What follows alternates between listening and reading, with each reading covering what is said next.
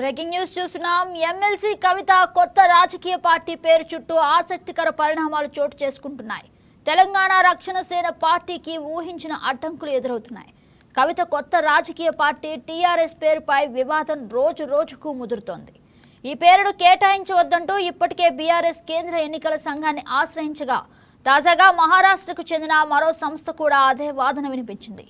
కవిత party ప్రకటన ముందే మహారాష్ట్రలోని సోలాపూర్ కేంద్రంగా పనిచేస్తున్న తెలంగాణ రాష్ట్ర సామాజిక సేన కూడా టీఆర్ఎస్ అనే పేరు తమ పార్టీకి కేటాయించాలని కేంద్ర ఎన్నికల సంఘాన్ని ఆశ్రయించినట్లు సమాచారం. సోలాపూర్కి చెందిన దయానంద్ మహదేవ్ మాంజాల్ ఈ మేరకు కవిత పార్టీ ప్రకటనకు ఒకరోజు ముందే ఈసీఐకి దరఖాస్తు చేసినట్లు తెలుస్తోంది.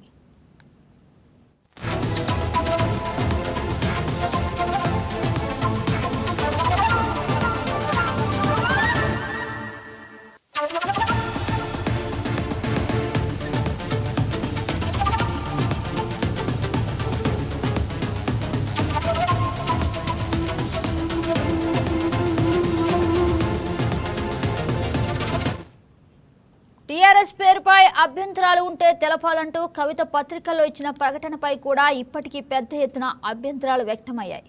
కవిత పార్టీ పేరుపై బీఆర్ఎస్ కూడా తీవ్ర అభ్యంతరం వ్యక్తం చేసింది. 14 ఏళ్ల తెలంగాణ రాష్ట్ర ఉద్యమంలో టీఆర్ఎస్ అనే పేరు తెలంగాణ ప్రజల భావోద్వేగాలతో ముడిపడి ఉందని, ఇప్పటికీ గ్రామీణ ప్రాంతాల్లో ప్రజలు బీఆర్ఎస్ను టీఆర్ఎస్గానే గుర్తిస్తున్నారని పేర్కొంటూ ఆ పేరును ఇతరులకు కేటాయించవద్దని ఈసీఐకి అధికారికి ఫిర్యాదు చేసింది. తెలంగాణ రాజ్య సమితి పేరుతో నమోదైన మరో రాజకీయ పార్టీ కూడా టీఆర్ఎస్ పేరును కవిత ఉపయోగించడాన్ని వ్యతిరేకిస్తూ ఎన్నికల సంఘాన్ని ఆశ్రయించింది. తెలంగాణ రాష్ట్ర ఎన్నికల సంఘం వద్ద ఇప్పటికే టీఆర్ఎస్ పేరుతో నమోదైన మరికొన్ని రాజకీయ పార్టీలు కూడా అభ్యంతరం వ్యక్తం చేస్తున్నాయి. మొత్తంగా టీఆర్ఎస్ పేరును కేటాయించడంపై దాదాపు 600 నుంచి 700 వరకు ప్రజా అభ్యంతరాలు ఎన్నికల సంఘానికి అందినట్లు తెలుస్తోంది.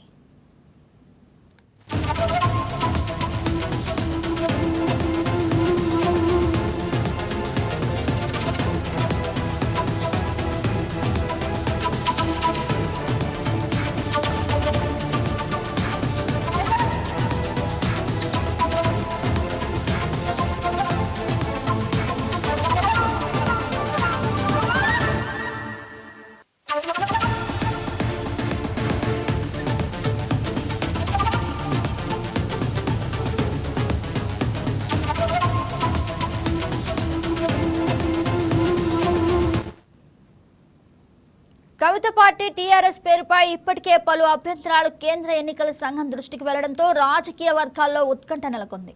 భారీ సంఖ్యలో అభ్యంతరాలు వ్యక్తమవుతుండడంతో కవిత కొత్త రాజకీయ పార్టీకి టీఆర్ఎస్ పేరు దక్కుతుందా లేదా అన్నది ఇప్పుడు రాజకీయ వర్గాల్లో హాట్ టాపిక్ గా మారింది.